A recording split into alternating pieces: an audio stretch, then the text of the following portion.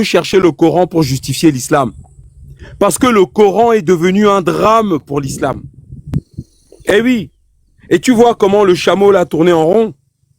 Oui, et le mot développement là, je vous jure qu'il ne sait pas l'écrire. Il ne sait pas écrire le mot développement. Et il l'utilise. Mais effectivement,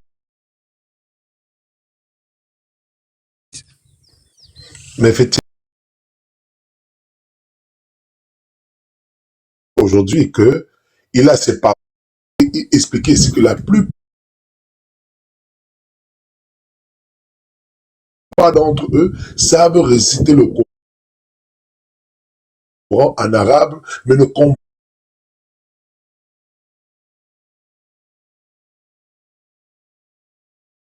pas ce que ça veut dire.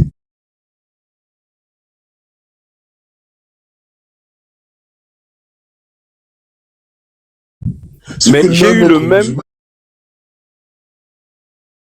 a été venu nous dire ici. On n'a pas de douche, un seau d'eau, un seau propre, avec de l'eau propre.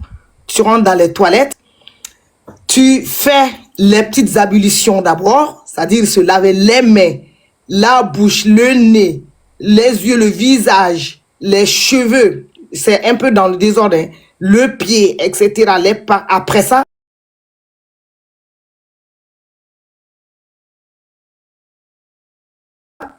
tu te relaves encore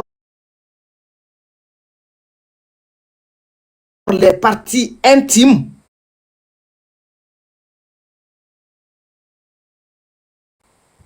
D'une certaine façon bien spécifique. Et après, tu te laves tout le corps encore. Donc, il faut faire ça.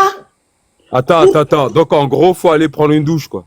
Il ne peut pas une douche simple, hein, parce qu'une douche simple, tu rentres, le tour est joué. Mais il faut le faire d'une mais en même temps, ma soeur, sincèrement, je vais te dire un truc. Moi, je suis choqué. En même temps, ça revient à aller se laver, c'est tout. Que tu frottes tes parties intimes, que j'en sais rien, que tu te mets le doigt ou l'eau de Javel sur le corps, ça, tu te laves. C'est quoi le délire? Oui, mais pour rendre le truc un peu mystique là, il faut qu'il le fasse dans un certain ordre. Et cet ordre-là, ça prend beaucoup de temps de faire petit à petit. Merci, Medusa. Le diable, il reste dans le nez. Le diable, il y a beaucoup de hadiths qui disent ça, que le diable, il est dans le nez. Le diable, il est dans telle partie du corps. Donc, il faut enlever. Voilà, donc, psychologiquement, psychologiquement parlant, ça te fatigue, ça te prend du temps, ça te fait peur. Donc, vous voyez l'air vidéo, l'air truc tout le temps, que quelqu'un a touché le Coran, il est devenu comme ça. Oui, bon, j'aimerais juste terminer là-dessus. En fait, si je comprends bien, on fabrique des imbéciles. Merci. Parce que, après tout, Médusa, je suis désolé, mon frère. On te dit qu'en fait, quand tu prends ta douche, c'est comme quand tu vas chier, quoi. Dans l'islam, on a dit que tu dois d'abord rentrer aux chiottes par le pied droit. Ensuite, tu dois sortir des chiottes par le pied gauche ou une histoire ou l'inverse, je sais plus. Ensuite, quand tu dois te torcher les fesses, ce n'est jamais avec la main gauche parce que Allah te voit. Donc, tu dois te torcher les fesses avec la main droite. Ensuite, quand tu sors des chiottes, tu dois faire une prière parce que le shaitan doit rester enfermé dans les toilettes. Si tu ne fais pas la prière en sortant des chiottes, le shaitan risque de lancer un sort sur tes cheveux. En fait, sincèrement, c'est de la débilité. Moi, j'ai même un frère qui m'expliquait qu'en islam, quand tu veux mougou, madame, le soir, avant de sauter sur le lit, tu dois d'abord faire une prière. Mais tu pries pourquoi? Pour avoir une érection? En fait, on est dans... Shaitan rentre, quoi. On est dans... Je suis désolé. Hein?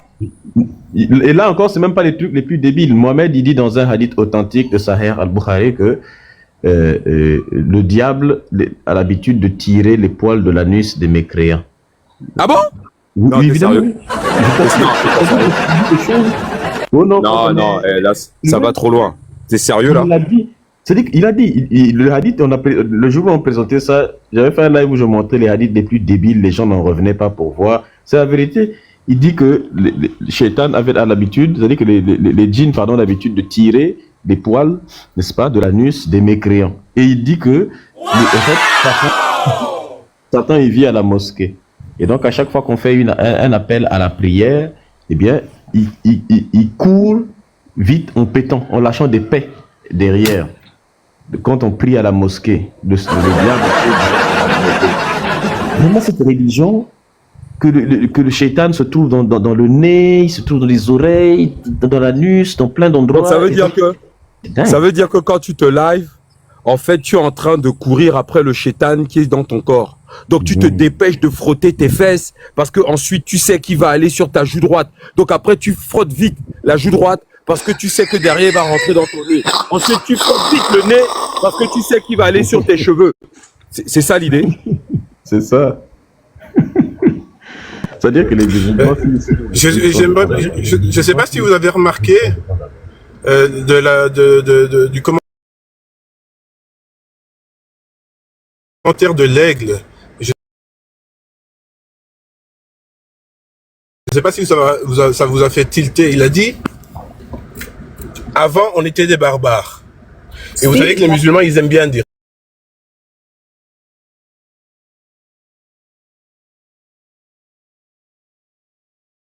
ça. Oui. Ils disent, et ils pensent que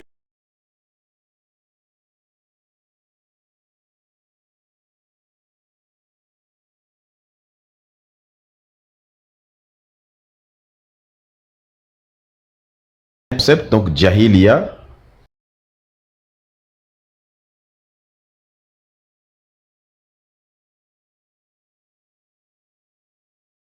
oublier systématiquement un passé qui est devenu, qu'on qualifie de païen, et qui est devenu indélicat d'évoquer, sauf si on accepte quelques retours nostalgiques.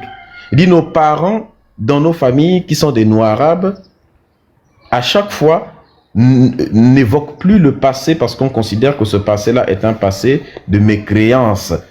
Et donc, on commence à partir de l'arrivée de l'islam. Et tu as des gens qui essaient bonjour de les faire... cannibales, bonjour les cannibales, bonjour les Renois frustrés, les racistes. Laissez-le-moi, s'il vous plaît. Bouffez-vous entre vous. Oh, écoute-moi, tu es capable de... Oh, il fallait le laisser... Oh, c'est trop. Pourquoi tu l'as fait descendre? Ouais, c'est trop. Le problème, il est là depuis, il ne fait que monter, il ne fait que laisser son micro ouvert, et on ne fait que fermer son micro. Comme si on a peur de vouloir échanger avec lui. Voilà, comme ça, on n'a pas peur de quelqu'un comme ça. Là, vous on n'a pas peur d'échanger avec vous, mais si vous montez sur le panel, laissez votre micro fermé et échangez. Nous, on est prêts à échanger, si monsieur est là. Mais si vous êtes courageux, vous voulez monter pour insulter les gens, c'est différent. Alors, les bateaux, ils appartenaient aux Juifs. Les Blancs, ils vous ont esclavagisé pendant des siècles et des siècles. Aujourd'hui, monsieur, vous êtes monté pour échanger ou vous êtes monté? Il n'a qu'à parler. Maintenant, attendez. Après, quand tu vas finir, tu coupes le micro. On va Monsieur Rela. Est-ce que tu es d'accord? Monsieur Rela, s'il vous plaît, si vous voulez qu'on échange, vous soyez respectueux. On vous donne la parole, vous allez parler. Vous respectez et on pas. va échanger. Vous ne respectez pas, donc allez foutre le camp, là. Va te faire foutre. Non, fallait Facilement, il faut pas. Mélissa, il faut pas. Tu sais pourquoi il faut pas? Je t'explique. Non. Il va parler, il va pas rester pour t'écouter. Il est juste venu t'insulter et puis nous insulter. Des gens comme ça, il faut les insulter. Regarde, quand il vient, il parle, il dit ce qu'il veut dire. Après, tu l'insultes correctement, proprement. Est-ce que ces gens-là, parce qu'ils pensent que c'est un maghrébin quand même. C'est pas comme si c'était un maghrébin. Donc lui, c'est un maghrébin. Qu'est-ce qu'un maghrébin peut dire vraiment qui peut choquer un noir? D'un point de vue génétique, ces gens-là, c'est-à-dire que génétiquement, ces types sont des cocktails, on ne sait même pas d'où ils sortent. Il y a du blanc en eux, il y a de l'arabe en eux, il y a du noir en eux. C'est-à-dire que le mec, je le colonise génétiquement. Il y a du turc en eux. Il y a du turc en eux. Il y a du perse en eux. Il y a d'Asie centrale, Afghanistan, Turkménistan en eux. C'est-à-dire que génétiquement, ces gens-là, c'est on dirait un arc-en-ciel. Il y a tout en eux. Donc voilà une partouze vivante, mon frère, pas un arc-en-ciel. Une partouze vivante. C'est-à-dire que si une partouze avait un visage, ce seraient ces gens-là. Et ces gens-là souffrent d'un complexe d'infériorité sur tous les plans, même sur le plan génétique. C'est-à-dire que le noir, c'est son Dieu. Parce que sans le noir, tu n'existes pas génétiquement, puisque c'est composé en toi. Et ce sont ces personnes qui souffrent d'une crise existentielle, d'une crise identitaire parce qu'ils savent pas qui ils sont. C'est des peuples qui se sont tardivement constitués. Et donc, à chaque fois, ils viennent nous insulter pour essayer de se donner un semblant d'existence. Tu sais comment on les appelait? On les appelait au 7e siècle. On les appelait les Vandales. Leur premier nom, c'était les Vandales. C'est d'où vient, c'est des Berbères là que vient le mot vandalisme. Les Vandales. Ensuite, on a appelé ce territoire qu'on appelle le Maghreb, on a appelé cela la barbarie. La barbarie. C'est comme ça qu'on les appelait. Maintenant, on va remplacer A par E. Ça va donner berbère. C'est barbare, en fait. Parce qu'on les appelait la barbarie. Allez vérifier sur Google. Exactement, vous allez vérifier sur Google. Et avant de les appeler barbarie, la région là, barbarie, on les appelait les Vandales. Les chiens. Ceux qui foutent la merde. Excuse-moi, c'est comme les sangliers. C'est comme les sangliers qui arrivent dans ton champ. Ils te foutent un bordel pas possible. Et ben, c'est comme ça qu'on appelait ces peuples-là. Et s'il y a des gens qui sont issus de ces peuples-là, au lieu de vous indigner et de commencer à insulter, vous feriez mieux de quitter le live et d'aller vérifier. D'accord. L'éducation qu'on vient de vous donner. Vandale, on vous appelait les barbares, les Vandales. Vandale, c'est un peuple germanique, Fétiche. Non, monsieur, c'est pas un peuple germanique. Si. Ce sont les populations. C'est ainsi qu'on appelait les populations. On a vérifié cela chez les fétiches de guerre. C'est ce terme qui a été utilisé contre vous. D'ailleurs, c'est ce qu'a dit Médusa. C'est ce que nous savons. Chez les peuples du Maghreb, le Maghreb, c'est quoi? C'est là où on est venu déposer la poubelle humaine qui venait tant des Romains, tant des Germains, tant des Français, tant des Espagnols, tant des Turcs, tant des Perses, tant des Arabes. D'ailleurs, les Arabes peuvent pas vous voir.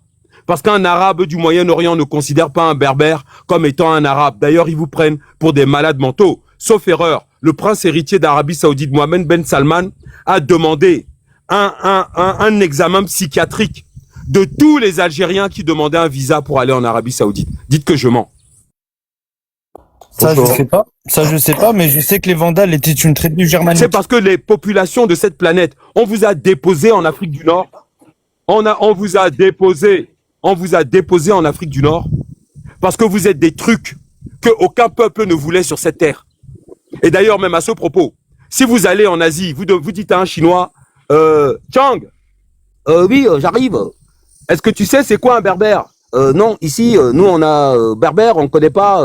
On connaît poulet, canard. Nous ici, pas connaître berbère, c'est quoi? C'est plat, ça se mange. Personne ne vous connaît sur la planète. D'ailleurs, qu'est-ce que le monde entier doit aux berbères? Est-ce qu'il y a un département berbère dans les musées du monde? C'est quoi la culture berbère? Il n'y en a pas. Alors, maintenant, le truc, c'est quoi? Ah oui, c'est vrai, j'ai oublié.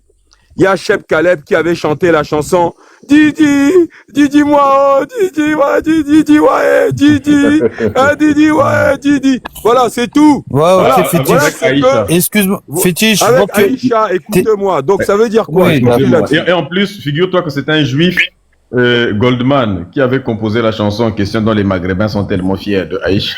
Ah merde! C'est écrit par un juif en plus. C'est même pas un Maghrébin qui a écrit Aïcha. Oui, c'est Jean-Jacques Goldman qui est juif, qui avait écrit ça. Je pense que Cheb Khaled, c'est une référence. Ah, c'est pas possible. Donc, ça veut dire quoi? Fétiche, tu es aveuglé par ta propre haine. Et tu m'as insulté. Ça veut dire quoi? Ça veut dire que, en fait, quand vous regardez bien ce qui se passe dans le monde, sincèrement, la Tunisie a apporté quoi à l'humanité de remarquable? L'Algérie a apporté quoi à l'humanité de remarquable? Qu'est-ce que le monde entier est fier de dire ça vient d'Algérie? Est-ce que vous connaissez un inventeur de ce pays-là même? Mais attends, on n'a rien. C'est-à-dire même le couscous, il y a un concours africain du meilleur couscous du monde. C'est les Sénégalais qui gagnent. C'est les Sénégalais qui gagnent. Le meilleur couscous, c'est même pas les Maghrébins. C'est-à-dire, moi, je vous dis, hein, c'est sans aucune colère, donnez-moi aujourd'hui ce qui pourrait faire la fierté des Maghrébins. C'est-à-dire, ce qui nous permettrait, ce qui permet aux Asiatiques, qui sont quand même 5 milliards, de dire non, ça, ce truc-là, on le doit au Maghreb. Sans les Maghrébins, l'humanité n'aurait pas eu ça. Bonjour. Donnez-nous. Il n'y a rien. Bonjour, Yorick. Yorick semble être... Tu es maghrébin, Yorick? Non, je suis pas maghrébin et en fait, j'étais sur le point de descendre parce que je suis un peu pressé et j'avais juste un truc à dire qui est pas long. Et est-ce que tu es musulman? Non, je suis dans aucun dogme. Voilà. Donc, moi, je suis arrivé sur le live, je scrollais, et effectivement, je suis arrivé sur l'épisode où on constatait bien qu'il y avait une personne qui se débattait un peu, en rapport avec des questions qui étaient quand même très précises, et qu'il s'agissait effectivement de répondre de manière aussi précise. Et j'identifiais, quelqu'un qui se débattait et qui essayait de... Allez, on va parler de déni, on va parler d'intelligence, je ne sais pas, parce que la question est posée. Je vais juste aller au bout, excusez-moi. La question est posée de l'impact des religions sur le quotient intellectuel. Moi, je répondrai à cette question-là en faisant un pas de côté, en fait, en sortant un petit peu de l'aspect dogme, l'aspect religion, etc. Mais en abordant ça peut-être d'un point de vue un peu psychologique. Et c'est une question que je pose et je n'ai pas de réponse absolue, chacun se fera sa réponse en fait. Je vais faire une analogie justement, je vais poser une question avec une analogie. Monsieur, ça fait exactement 1 minute 30 que vous parlez, vous n'avez rien dit. D'accord, mais justement j'ai demandé à ce qu'on me laisse terminer, je sais pas si c'est timé mais en fait, le truc c'est que vous vous exprimez pour dire des choses que l'on va comprendre. Vous n'enchaînez pas des mots qui ne valent je peux redescendre alors. Oui, vous pouvez partir parce que c'est soit vous nous dites des choses et on comprend ce que vous dites, soit vous nous maintenez par des suites de mots qui ne valent rien et vous nous faites perdre notre temps. En fait, ce qu'il a fait, je suis allé voir son profil. Il est venu ici tester la psychologie, c'est-à-dire en gros, je me souviens plus exactement ce qui est écrit sur son profil. C'est l'art de retenir l'attention des gens sans ne rien dire. Voilà ce qu'il avait écrit sur son profil. Donc, il est venu tester ici l'art qui consiste à parler sans ne rien dire, tout en paralysant les gens d'un point de vue psychologique. Et c'est exactement ce qu'il était en train de faire. C'est-à-dire, il enchaîne, je vais faire un pas de côté, je vais pas répondre à la question précisément, je vais faire un pas de côté. Un pas de côté, ça veut dire quoi? Ça veut dire qu'en gros, il sort de la question. Pourtant, il reprochait à l'aigle de ne pas avoir répondu précisément à la question. Mais lui, quand c'est à son tour, il fait un pas de côté. Si tu fais un pas de côté, c'est que tu fuis la question. Donc, tu n'es pas mieux que l'aigle. Et il pense qu'on est des idiots. Moi, je suis allé voir son profil quand il parlait. En plus, un Libanais, donc il a eu la chance, on allait l'allumer sur ça aussi. Donc, bonjour. Est-ce que les modos, s'il vous plaît, est-ce que vous pouvez nous faire monter des proies? On manque de la viande fraîche. Pas de la viande fraîche. Médusa, je suis là. Ah non, toi, faut descendre. Nous, on a besoin de l'autre là. On a besoin de vrais religieux. Toi, tu me fuis pourquoi, Médusa? Non, ça marche pas la psychologie inversée. On n'a pas le temps. Quelqu'un qui est dans une partouze spirituelle dans laquelle tu es dans toutes les religions du monde, tu es à la fois musulman, tu es à la fois chrétien, tu es à la fois juif. C'est pas de ma faute si tu n'arrives pas à comprendre la notion de religion. Je n'ai pas le temps à perdre, ça c'est de la psychiatrie. Je veux débattre avec quelqu'un qui a une religion spécifique. J'ai le droit de donner mon avis. Dans la perdition comme ça, je n'ai pas le temps pour ça en fait. Oui, envoyez-moi un musulman ou un chrétien, c'est quoi ça en fait? C'est les noirs qui sont assis nulle part et qui veulent se créer de l'importance en n'étudiant rien. Ils vont picorer à gauche et à droite, mais ils ne vont jamais au fond des choses. Ils essayent de se créer une identité avec du vide. L'avantage d'un musulman, c'est que même s'il est maudit, au moins, dans son malheur, il défend ce qu'il est. Même si c'est abominable, il défend ce qu'il est. Mais toi, t'es rien. T'es pas musulman, t'es pas kémite, t'es pas chrétien, t'es rien. T'es le vide. On ne débat pas avec le vide. Voilà, c'est ça qu'on a essayé de l'expliquer. C'est moi qui l'ai viré. Petit, il y a Elroy qui est là. Hein? Non. Je crois qu'il est toujours là en bas. Elroy ne montera pas ici là. Elroy, c'est pareil. Elroy, tu veux, c'est le prototype du noir qui considère que le blanc est Dieu. Voilà. C'est-à-dire, c'est le prototype de l'esclave par excellence. C'est-à-dire, on l'a éduqué, formaté intellectuellement. Et en plus de ça, il est persuadé, ce Elroy, qu'il y a un paradis. Elroy, c'est le genre de gars qui est capable de vider son compte bancaire pour acheter un terrain au paradis. Voilà, c'est ce genre de noir. Donc, tu veux débattre avec quoi, mon frère? Et en plus, il a insulté Nusere Kalala Omotunde à plusieurs reprises. C'était hier, je pense. ou avant-hier. Là. Donc on l'a prévenu, on lui a dit si tu fais ça, tu ne vas plus monter sur les lives des Kémites. Donc j'invite les Kémites à ne plus lui faire monter cet abruti, parce que ces gens-là commencent à prendre les aises petit à petit. Quand ils partent jamais sur les lives des chrétiens. On le voit jamais sur les lives des chrétiens. Il se pavane tout le temps sur les lives des Kémites. Donc partout où vous le trouvez, il faut le dégager pour lui faire comprendre que la prochaine fois que tu montes, tu commences à insulter Nusre Kalala Omotunde, tu commences à insulter Cheikh Anta Diop, tu commences à insulter... mais il faut avoir du respect quand même. C'est quoi ces conneries-là en fait? J'étais pas au courant de ça, Medusa. Je te remercie de me le rappeler. En tout cas, moi, tant que je serai chez Belize,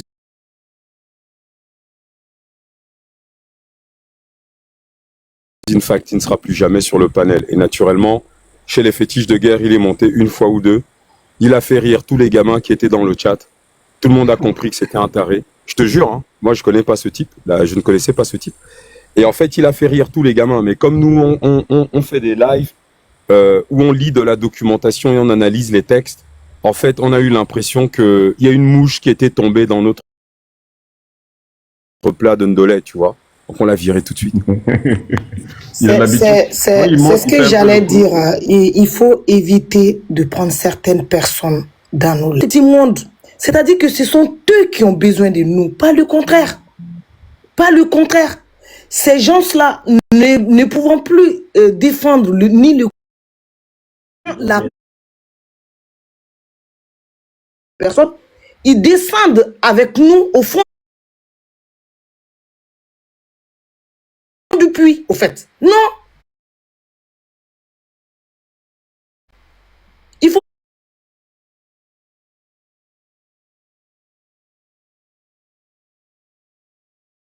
plus débattre avec eux. Vous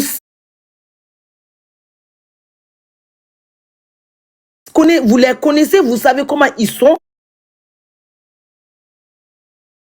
Ils ne peuvent plus défendre l'islam. Ni par les hadiths, ni par le Coran. Donc, avant de partir, Medusa et aux 900 personnes qui suivent ce live, on va vous expliquer comment nos ancêtres enseignaient aux Africains à ne pas avoir peur de la mort. C'est un texte qui est vieux de plus de 7000 ans avant le pédophile sur la croix. Alors, Monsieur Medusa, est-ce que je le lis ce texte? Bon, Monsieur Belize in fact le connaît déjà. Alors, oui, je le connais également, mais c'est toujours intéressant toujours de le relire, vu qu'il y a 900 personnes. Oui, alors ça c'est pour tous les 15-25 ans qui suivent ce live. Nos ancêtres vont vous enseigner là, à travers ma lecture, ce que c'est que la mort et pourquoi il ne faut pas en avoir peur. Les religions aujourd'hui, leur marché c'est un chantage sur la mort. Alors voilà ce que disaient nos ancêtres. Aucune pensée, dit Djéhouti, à son disciple, ne saurait concevoir Dieu, ni aucune langue le définir. Ce qui est incorporel, invisible, sans forme, ne peut être saisi par nos sens. Ce qui est éternel ne peut être mesuré par la courte règle du temps. Dieu est donc ineffable. Ineffable, ça veut dire qu'il n'y a aucune langue en langage humain qui permettrait de décrire l'être suprême.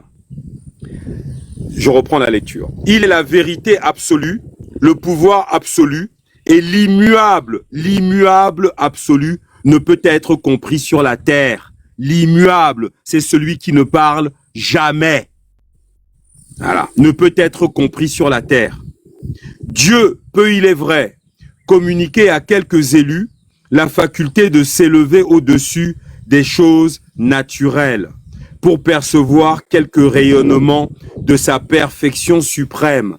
Mais ces élus ne trouvent point de paroles pour traduire en langue vulgaire l'immatérielle vision qui les a fait tressaillir. Ça veut dire quoi? Ça veut dire que si l'immuable absolu, l'être suprême, dans ton sommeil, décide de te montrer les choses incroyables de sa puissance, quand tu vas te réveiller, tu ne trouveras aucun mot en langue humaine pour expliquer ce qu'il t'a montré dans ton sommeil. C'est ça qui est dit. Donc je relis.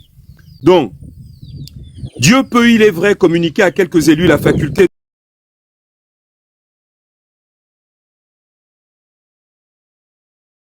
de s'élever au-dessus des choses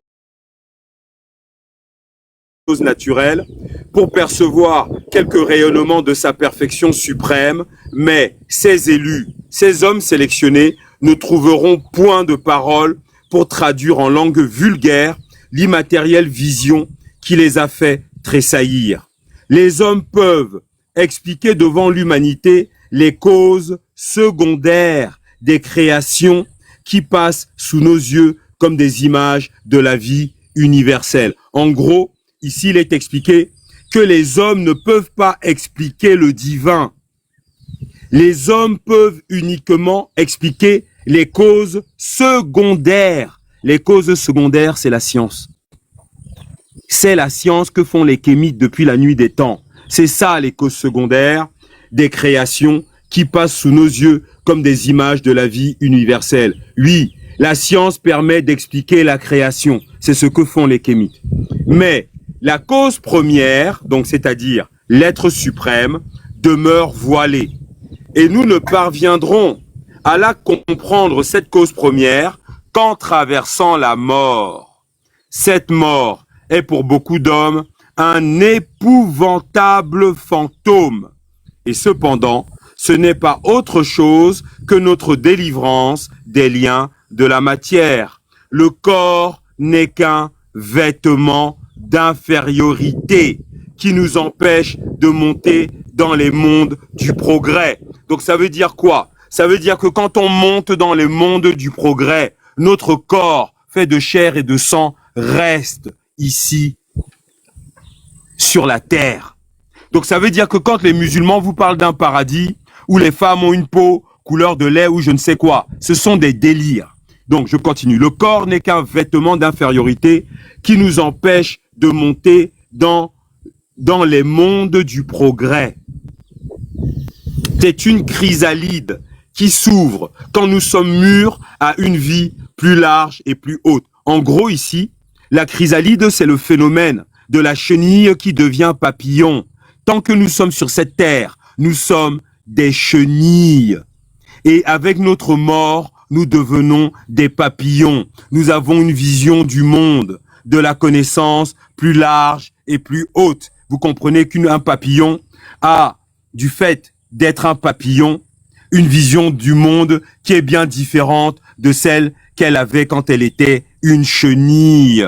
Eh oui, donc, le corps n'est qu'un vêtement d'infériorité qui nous empêche de monter dans les mondes du progrès. C'est une chrysalide qui s'ouvre quand nous sommes mûrs à une vie plus large et plus haute. Voyez la fleur qui charme nos yeux en nous enivrant de ses parfums. Elle est née d'une graine tombée dans la terre.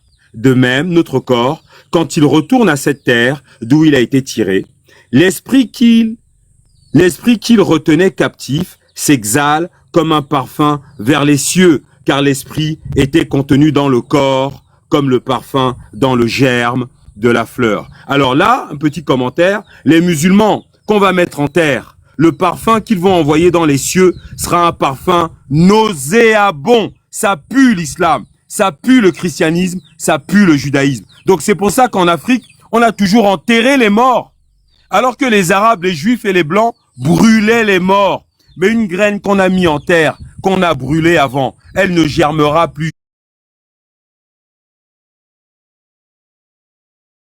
jamais. Donc, faut encourager les Blancs à brûler, à faire de la crémation.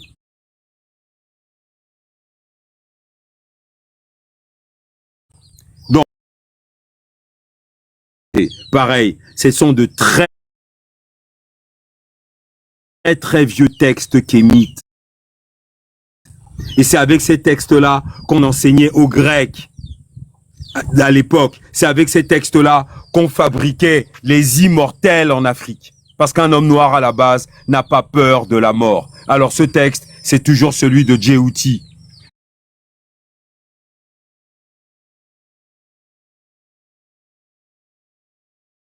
Djéhouti définit ce que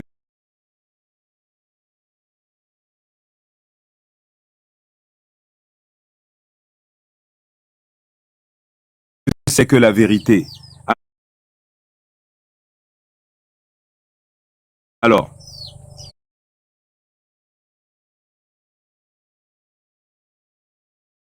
Donc, je vais vous lire le texte. La vérité, c'est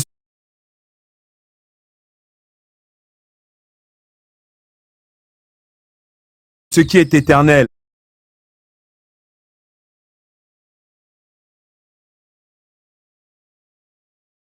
Et immuable. La vérité est le premier des biens. La vérité n'est pas et ne peut être sur la terre.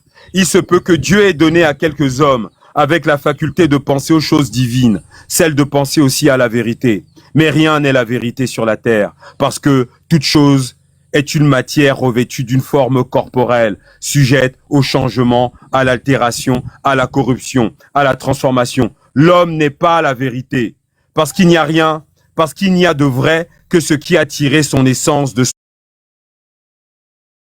soi-même et qui reste ce qu'il est, ce qui change au point de ne pas être reconnu. Comment cela pourrait-il être la vérité? La vérité est donc ce qui est immatériel.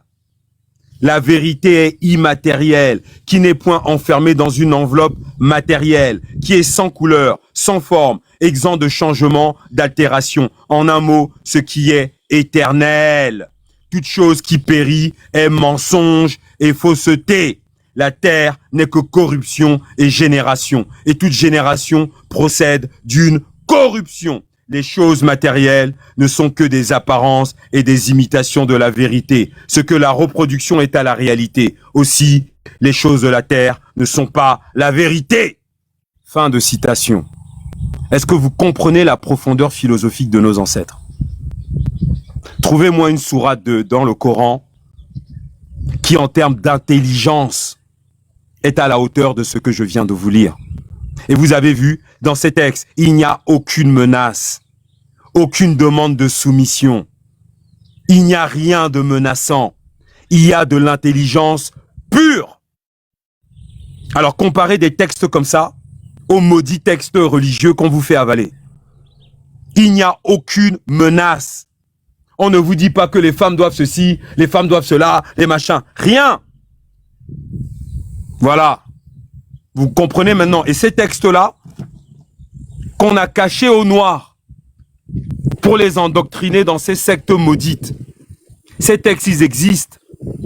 Et vous avez aussi, si vous me permettez de conclure avec le tout dernier, qu'on a déjà lu hier, mais je vais en profiter. Comme il y a 915 personnes sur le live, pour lire le dernier texte. Le dernier texte, c'est celui avec lequel on fabrique des hommes en Afrique. C'est celui avec lequel on instruisait les Grecs, Pythagore, Thalès, Platon. Tous ces hommes-là ont dû mettre le genou, les deux genoux au sol, le crâne rasé, devant leur maître qui était Agan Mélanès, excessivement noir, et réciter le texte que je vais vous lire par cœur, tous les matins, pour être admis dans les temples dans lesquels on allait leur enseigner les sciences. Alors voilà le premier texte, on appelle ça le ver doré de Ptahhotep.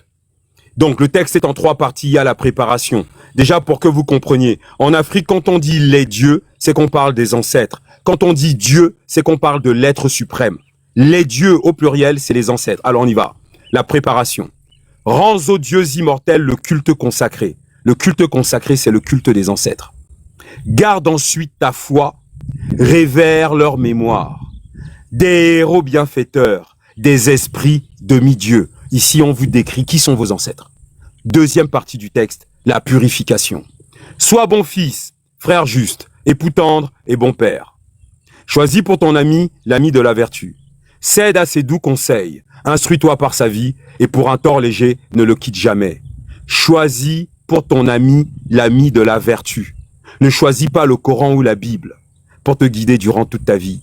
Choisis comme ami, comme allié dans ton existence, la vertu. C'est incroyable. On continue. Et pour un tort léger, ne le quitte jamais. Si tu le peux du moins, car une loi sévère attache la puissance à la nécessité. Il t'est donné pourtant de combattre et de vaincre tes folles passions. Apprends à les dompter. Sois sobre, actif et chaste. Évite la colère. En public, en secret, ne te permet jamais rien de mal. Écoutez bien cette phrase. En public et même en secret, ne te permet jamais rien de mal. Et surtout, respecte-toi toi-même. ne parle et n'agit point sans avoir réfléchi. Sois juste. Souviens-toi qu'un pouvoir invincible ordonne de mourir. Waouh! Que les biens, les honneurs facilement acquis sont faciles à perdre. Et quant aux maux qu'entraîne avec soi le destin, juge-les ce qu'ils sont. Supporte-les et tâche autant que tu pourras d'en adoucir les traits. Les mots, c'est MAUX. Quant aux problèmes que le destin va t'apporter dans ta vie, juge-les ce qu'ils sont. Supporte-les et tâche autant que tu pourras d'en adoucir les traits. Tâche autant que tu pourras de calmer la douleur. Adoucir les traits, c'est calmer la douleur. Les dieux, donc les ancêtres, au plus cruels, n'ont pas livré les sages. Comme la vérité, l'erreur a ses amants. Le philosophe approuve ou blâme avec prudence. Et si l'erreur triomphe, il s'éloigne, il attend. Le philosophe, c'est toi. Tu dois approuver ou blâmer avec prudence. Mais si jamais l'erreur a triomphé vis-à-vis de toi, tu dois t'éloigner et attendre. Écoute et grave bien en ton cœur mes paroles. Ferme l'œil et l'oreille à la prévention. Crains l'exemple d'autrui. Pense d'après toi-même. Crains l'exemple des musulmans, des juifs, des arabes, des machins, des chrétiens, tout ça. Pense d'après toi-même. Ne pense pas d'après le Coran, d'après la Bible, d'après je ne sais. Pense d'après toi-même. Fais-toi confiance. Consulte, délibère et choisis librement. Laisse les fous agir, et sans but et sans cause. Tu dois dans le présent consulter l'avenir. Ça veut dire qu'au village, va voir les gangas. Consulte l'avenir, demande-leur quel chemin tu dois prendre. Va voir tes ancêtres au village, va voir les vieux au village. Consulte l'avenir, c'est ce qui est marqué. On dit, tu dois dans le présent consulter l'avenir. Ce que tu ne sais pas, ne prétends point le faire. Instruis-toi, c'est dans le texte, je vous jure. Instruis-toi. Tout s'accorde à la constance, au temps. Veille sur ta santé. Dispense avec mesure au corps les aliments, à l'esprit le repos. Trop ou trop peu de soins sont à fuir, car l'envie à l'un et l'autre excès s'attache également. Le luxe et l'avarice ont des suites semblables. Il faut choisir en tout un milieu juste et bon. Il faut choisir en tout un milieu juste et bon. Dernier texte, la perfection. J'espère que quand vous écoutez la lecture de ce texte, vous êtes debout et que vous avez brandi le salut militaire. C'est le texte des Kemitsa. Dernière partie, la perfection. Que jamais le soleil ne ferme ta paupière. Sans t'être demandé, qu'ai-je omis? Qu'est-ce que j'ai oublié? Qu'ai-je fait? Si c'est mal, abstiens-toi. Si c'est bien, persévère. C'est-à-dire qu'avant la fin de chaque journée, tu dois juger ton action de la journée. Si c'est bien, abstiens-toi de le reproduire. Si c'est mal, abstiens-toi de le reproduire. Si c'est bien, persévère, reproduis-le. Médite mes conseils, aime-les, suis-les tous. Aux divines vertus, ils sauront te conduire. J'en jure par celui qui grava dans nos cœurs la tétrade sacrée, immense et pur symbole, source de la nature et modèle des dieux, mais qu'avant tout ton âme, à son devoir fidèle, invoque avec ferveur ses ancêtres, dont les secours peuvent seuls achever tes œuvres commencées. Instruit par eux alors, rien ne t'abusera. Des êtres différents, tu sonderas l'essence. Tu connaîtras de tout le principe et la fin. Tu sauras si le ciel le veut.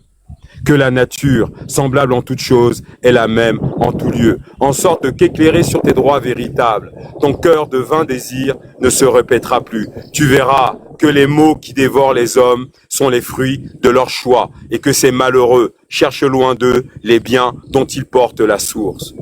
Peu savent être heureux, jouets des passions, tour à tour ballottés par des vagues contraires, sur une mer sans rive. Ils roulent aveuglés, sans pouvoir résister ni céder à l'orage. Dieu, vous les sauveriez en désillant leurs yeux.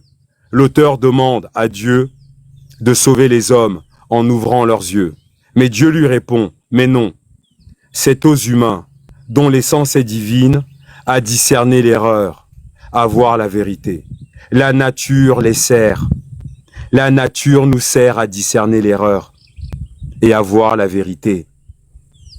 Je répète, mais non, c'est aux humains, dont l'essence est divine, à discerner l'erreur, à voir la vérité. La nature les sert d'exemple.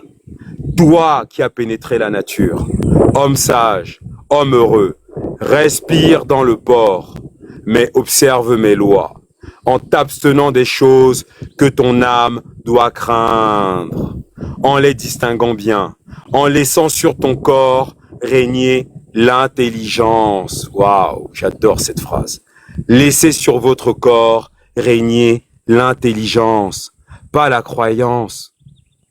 Laissez sur votre corps régner l'intelligence, afin que, t'élevant dans les terres radieux, afin que, plus tard quand vous serez mort et que vous vous élèverez dans le ciel, au sein des immortels, donc de vos ancêtres, vous soyez un Dieu vous-même.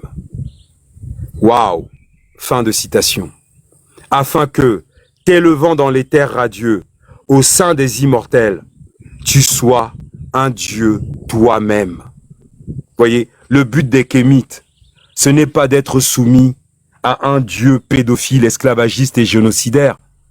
Le but des Kémites, c'est à la fin de notre existence sur terre, quand nous monterons dans le ciel au milieu de nos ancêtres, nous devenions un Dieu nous-mêmes. Alors, qu'est-ce que vous pensez de ce texte? Vous voyez, il n'y a aucune menace. Les femmes, on n'insulte pas les femmes. On ne dit pas qu'il faut taper sur les femmes. On ne dit pas qu'il faut combattre le mal. On ne dit pas que machin. En fait, c'est un texte d'intelligence pure. Ça, c'est la parole de nos ancêtres. Et ce sont ces textes-là que les Grecs, les Blancs, là, récitaient à genoux devant nos ancêtres. Avant de rentrer dans les écoles, pour qu'on leur instruise de la géométrie, etc. Et vous voyez, il y a zéro menace. Entre le texte sur la mort, on vous rassure, on vous dit n'ayez pas peur. Ce n'est rien. Vous allez juste vous débarrasser de votre vêtement d'infériorité. Vous allez rejoindre un monde plus grand, plus lumineux. Vous allez rejoindre vos ancêtres. Ce n'est rien. On va vous mettre en terre comme on met une graine en terre. Quand on met une graine en terre, c'est pour que cette graine renaisse. Vous voyez, on est en train de rassurer les Africains. Oui, Médusa. Oui. J'ai vu quelques gens monter. Voyons s'il y a du religieux à croquer par ici. Est-ce qu'il y a des religieux parmi vous, parmi ceux qui sont montés?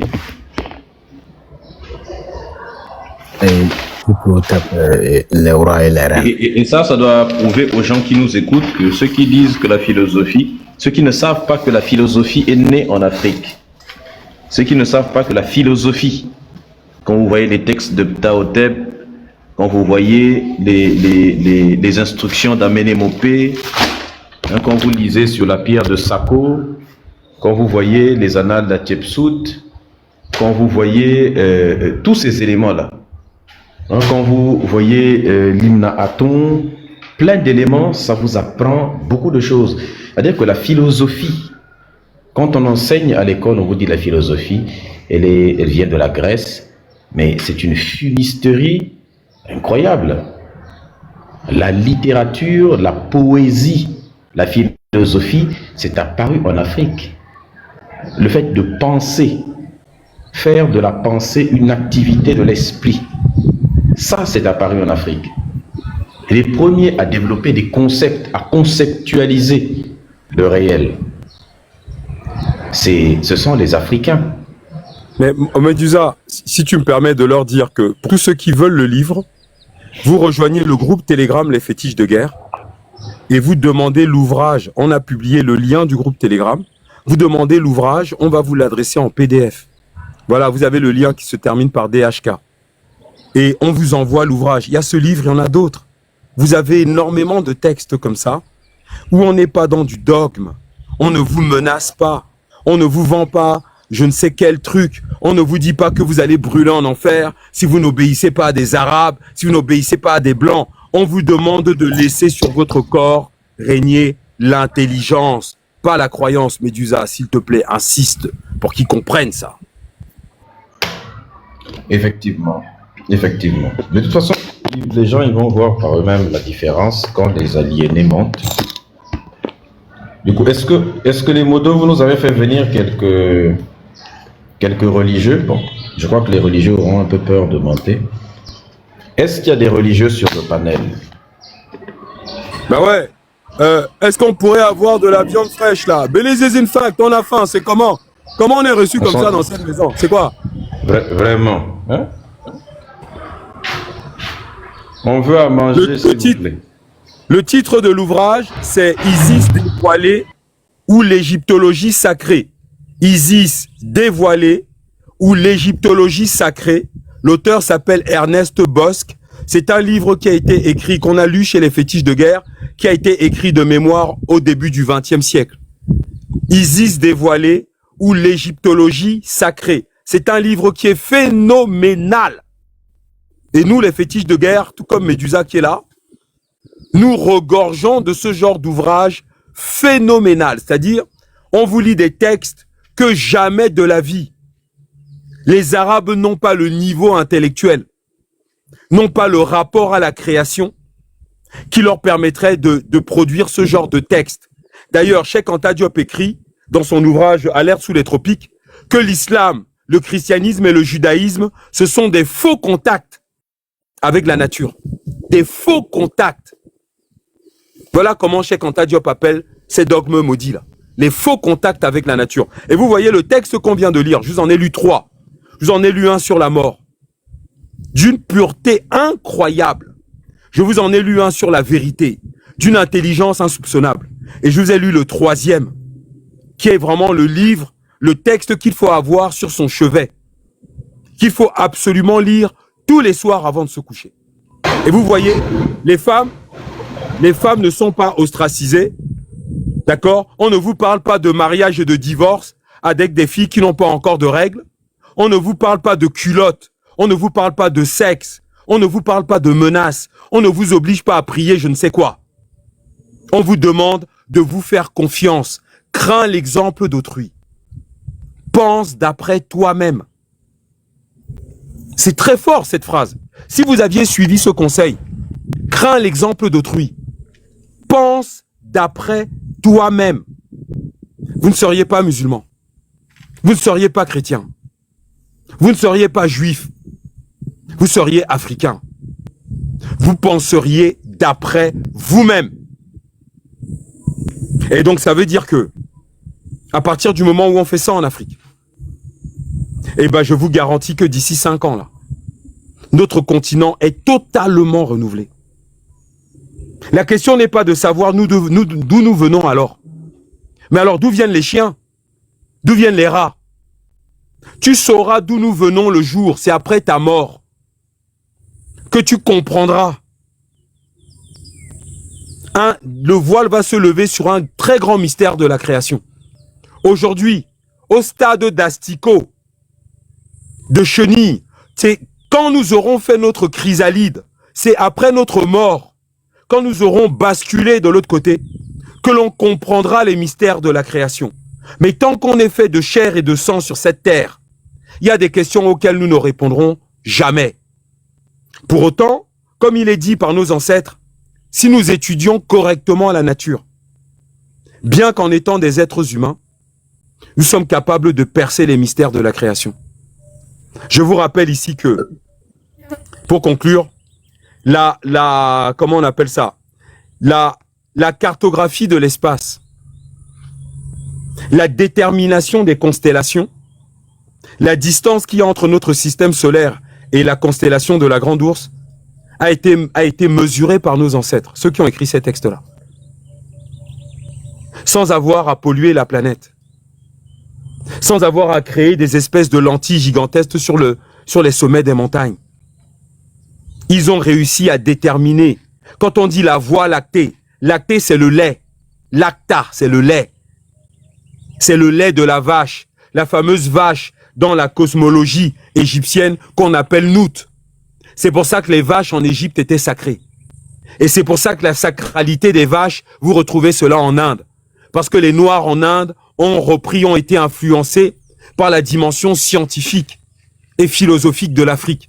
C'est pour ça que la vache est un animal sacré dans beaucoup de cultures. Parce que le lait, la voie lactée, c'est les Noirs qui appellent ça voie lactée. C'est les Noirs qui déterminent les signes du zodiaque. C'est les Noirs qui créent le calendrier. C'est les Noirs qui déterminent le cycle de précession des équinoxes. C'est un cycle de 26 000 ans quand même.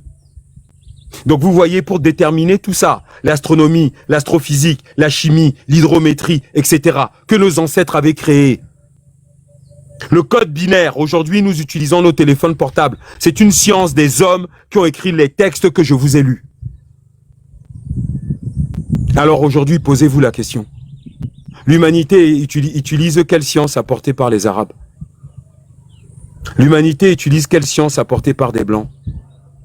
Et vous voyez pourquoi le texte nous dit que la nature nous sert.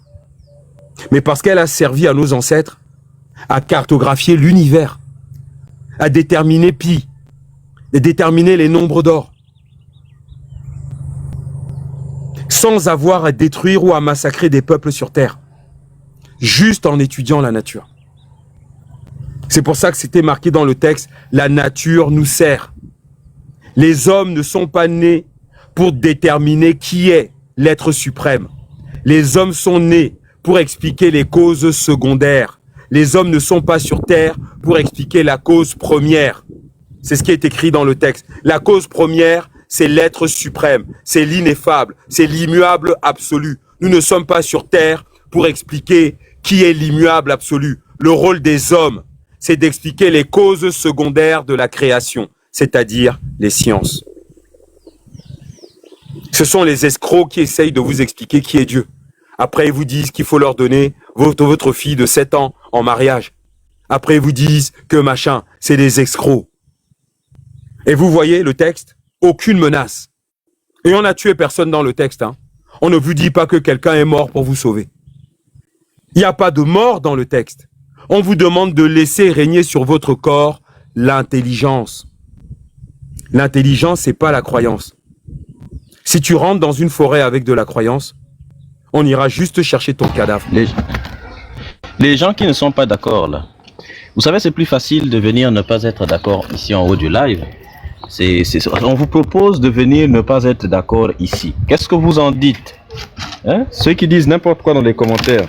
Et si tu montais ici sur ce live pour venir nous prouver que les textes de nos ancêtres, c'est bidon, c'est n'importe quoi. Viens nous montrer que nous avons tort. Excuse-moi, mais moi je peux descendre, hein, s'il y a quelqu'un qui veut monter pour essayer, pour contredire, moi je descends, hein.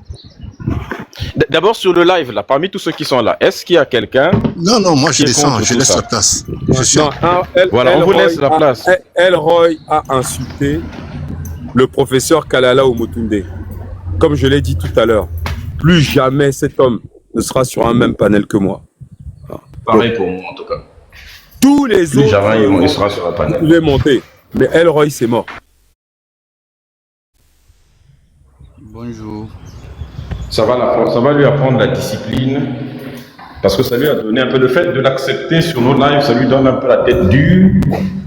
Le fait de venir faire son cirque, hein, on va déplumer plume par plume, les Kalala Omotunde là, les Cheikh Anta Diop, toutes ces bêtises là, bon, au départ ça faisait rire, mais comme il est rentré dans l'insulte de nos monuments, il va devoir apprendre à se discipliner.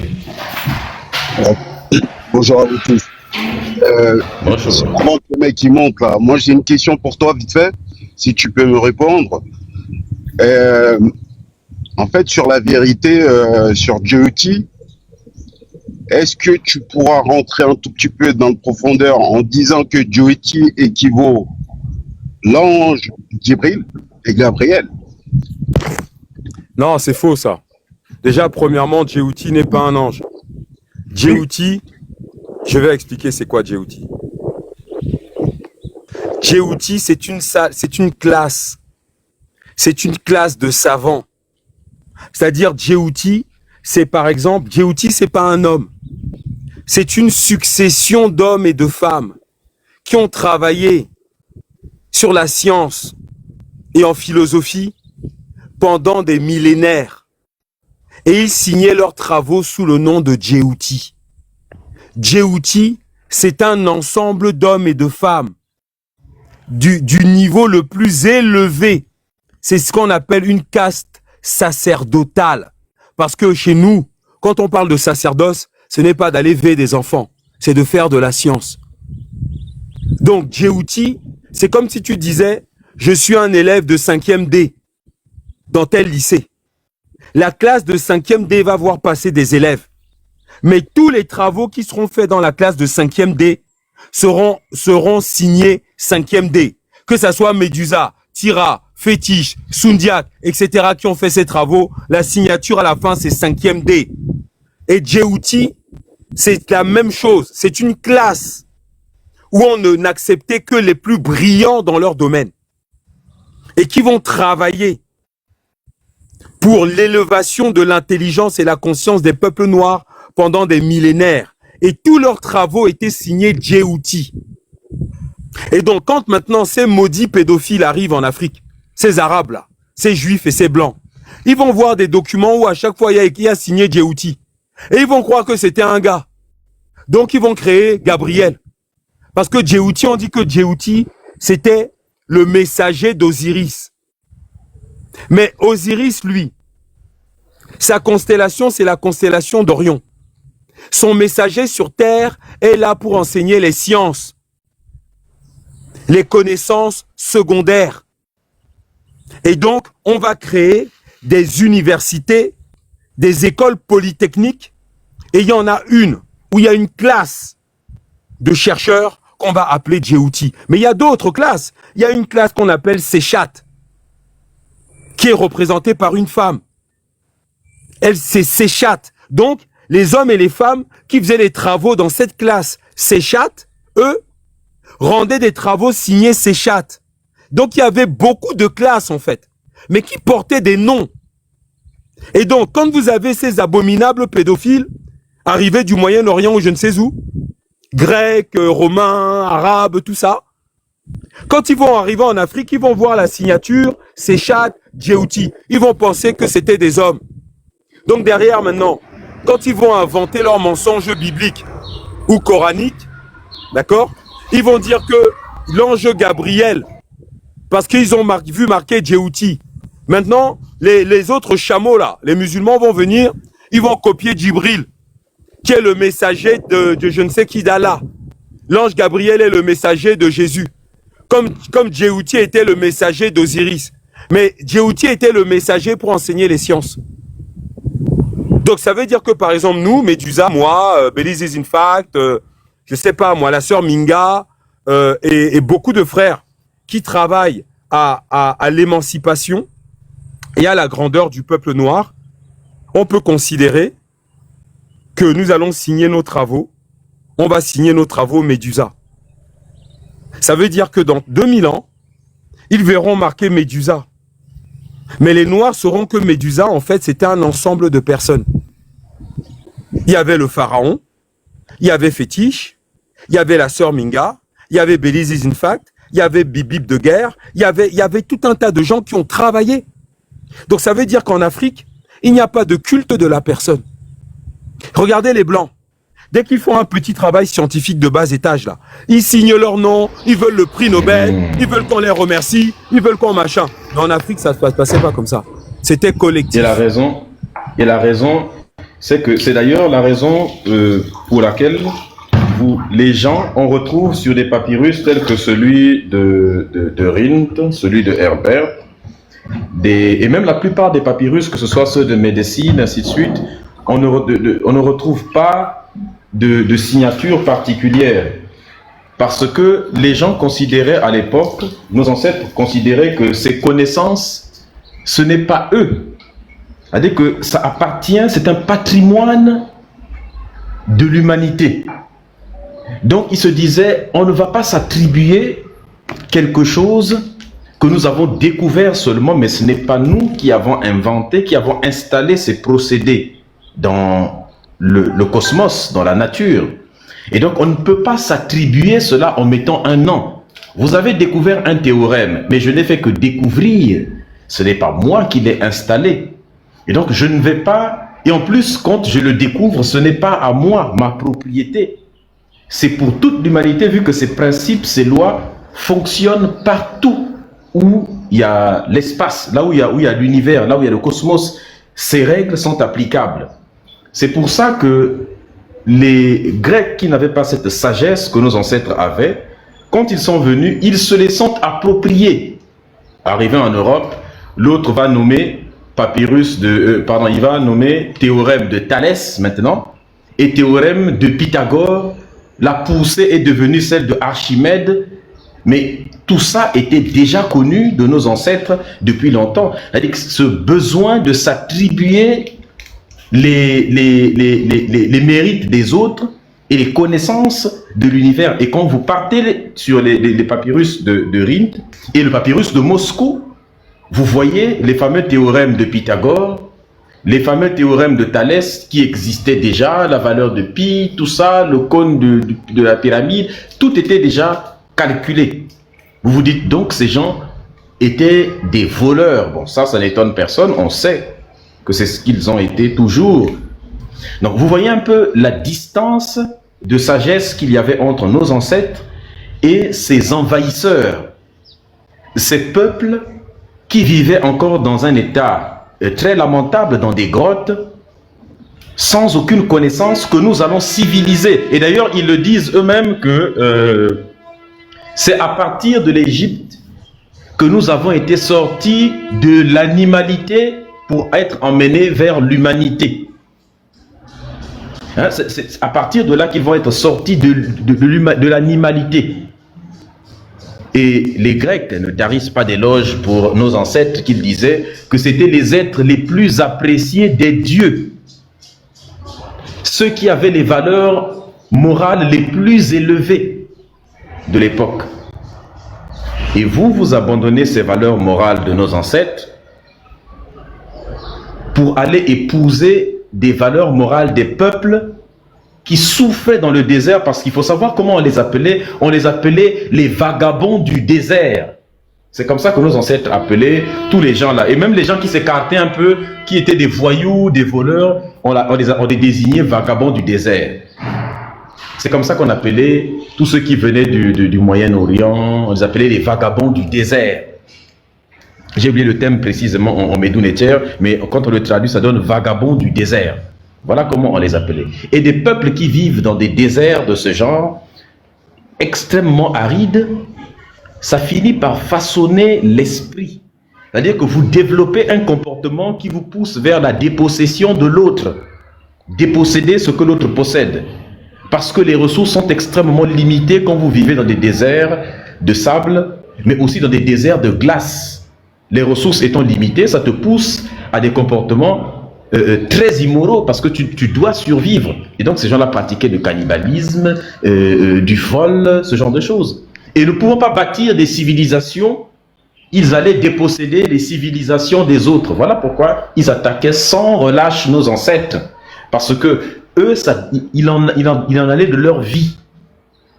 Et ils attaquaient avec une barbarie incroyable. Alors que nous, on était là, tranquilles, avec nos éléments. Eux venaient attaquer continuellement. Et pour pouvoir réussir leurs attaques, ils s'y sont pris plusieurs fois, après plusieurs siècles d'agression. Est-ce que vous voyez un peu? Donc, il ne faut pas nous comparer avec ces gens-là. Et les abrutis d'aliénés essayent de repartir dans l'histoire pour aller fonctionner 2-3 éléments pour venir dire voici ce que faisaient vos ancêtres. Oui? Badman, est-ce que tu es religieux? Oui, si. Tu es religieux? 100%, musulman, 100%. Tu vois, non? Ah, bienvenue en enfer. On va te laisser la parole. Médusa, avant de lui laisser la parole, en fait... Non, Tira, s'il te plaît, si tu... Attends d'abord, s'il te plaît. Laissons-le d'abord, priorité d'abord au direct. Laissons d'abord donnez la priorité d'abord aux religieux. vu que le sujet les concerne d'abord. Ça fait longtemps qu'on n'a pas échangé avec bien lui. savoir Il n'a qu'à s'exprimer sur le sujet d'abord. dire par rapport à ça. Justement. Badman, est-ce que tu peux t'exprimer sur le sujet qui est écrit là? Voilà. Moi, j'ai beaucoup entendu ce que vous venez d'expliquer là. Vous comprenez, non? Moi, je suis un musulman 100%. Vous voyez? Mais moi, c'est pas pour discuter beaucoup, pour dire, même pour parler entre nous ici. Tu vois, non, moi, c'est la réalité, quoi. Celui qui a dit que sa religion est comme ci, comme ça. Et on est dans un live comme ça, où tout le monde peut activer les caméras. Si tu es sûr de ton religion que tu fais là, tu comprends, non? Moi, je fais sortir le Coran, quoi.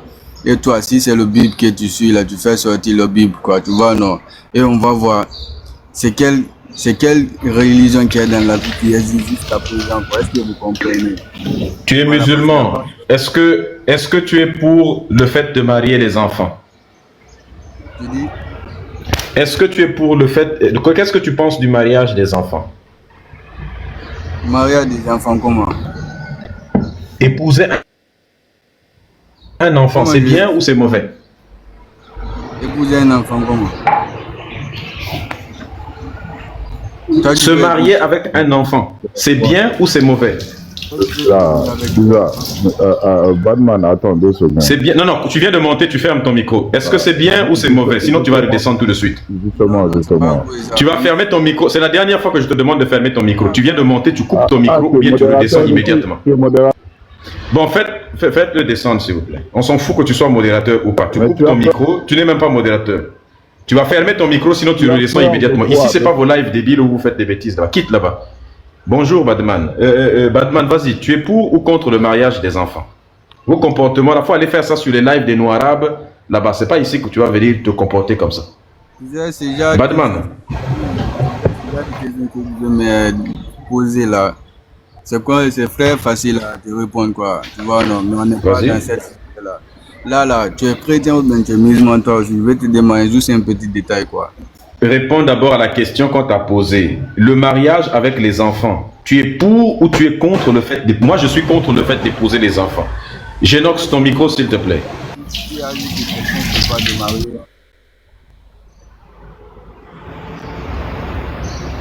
On ne t'écoute pas.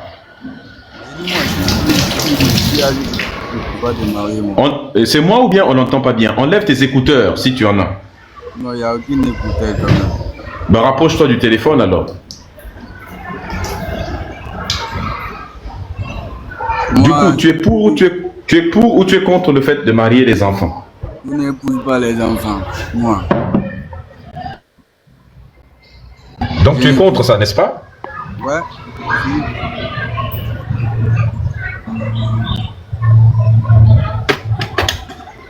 Bon, si tu n'as pas de micro qui est bon, tu vas descendre. Hein. Arrange ton micro, on ne t'entend pas bien, on te dit. On m'entend bien en fait. Du coup, est-ce que tu sais que dans ton Coran, Allah autorise de marier les enfants? Ah, il est descendu. Mais les modérateurs, vous ne faites que monter vous ne faites que faire monter les kémites là. Faites-nous monter du religieux. Il y a trop de kémites sur le panel. On a besoin de viande. Ok, j'ai une dernière question par rapport à Fétiche. Après, je descends comme ça. Je laisse la place pour... Est-ce que tu es un religieux? Non, mais du ça, c'est Tira. Ok. Voilà, je vais poser juste une dernière question. Je descends après. Je laisse la place pour eux. Fétiche, quand tu parlais des cycles de 26 000, c'est vrai que j'ai fait une petite lecture sur ce sens-là. Tu parlais des vaches, en fait, la voie lactée. Est-ce que tu mettras aussi les Peuls dans ces cases-là, comme les Indes? Enfin, les Indiens, ils ont, comment dirais-je, par rapport à leur culte. Je comprends rien à ta question. En fait, la question est la suivante. Tu vois, tout à l'heure, tu parlais de la voie lactée sur un cycle de 26 000 qui donne 2160, je crois. Quoi. Oh putain. Comprends, non? Putain, ils font chier. Les gamins là, faut arrêter ça. Vas-y, Tira, on t'écoute. Voilà. Donc, est-ce que, parce que les peuples aussi, ils ont les mêmes cultes. Bon, je sais pas si c'est une culte pour eux, mais ils ont ce truc avec les vaches en fait. Mais en fait, je sais pas, moi. Tu sais, je vais t'expliquer un truc. Moi, quand je parle sur un réseau social, c'est parce que j'ai passé des heures à étudier les choses.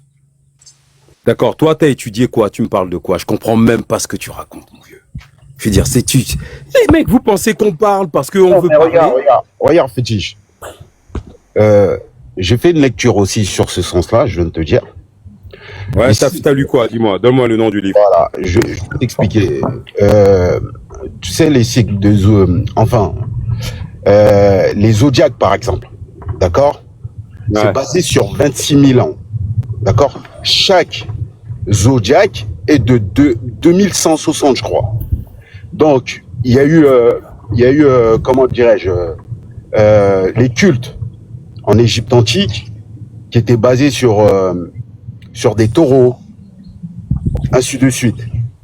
Et alors, des cultes basés sur les taureaux. Vas-y, donne-nous le culte basé sur les taureaux en Égypte antique. Vas-y. Exactement. C'est-à-dire ces cycles-là qui étaient basés là-dessus, je pense qu'il y a des peuples qui ont pris ces cultes-là jusqu'à aujourd'hui. Tu as cité les Indiens. C'est ça que tu avais cité tout à l'heure. Donc ma question est la suivante. Parce qu'on sait, au sein de l'Afrique, il y a beaucoup de peuples, principalement les Peuls, d'accord, qui tiennent vraiment à des taureaux, par exemple. Je me suis demandé, est-ce qu'ils en font partie ou pas? C'est ça la question, en fait. Mais il faudra aller étudier les Peuls, mon gars. Moi, je suis pas devin. Moi, j'ai pas étudié les Peuls, donc je peux pas te parler des Peuls. Moi, je ne te parle que de ce que j'ai étudié. Et par ailleurs, l'astronomie en Afrique, nous sommes le peuple à avoir introduit l'astronomie dans le monde. La seconde, la minute et l'heure ont été inventées par des Noirs. Quand j'étais en Inde en 2023, j'ai visité un site astronomique.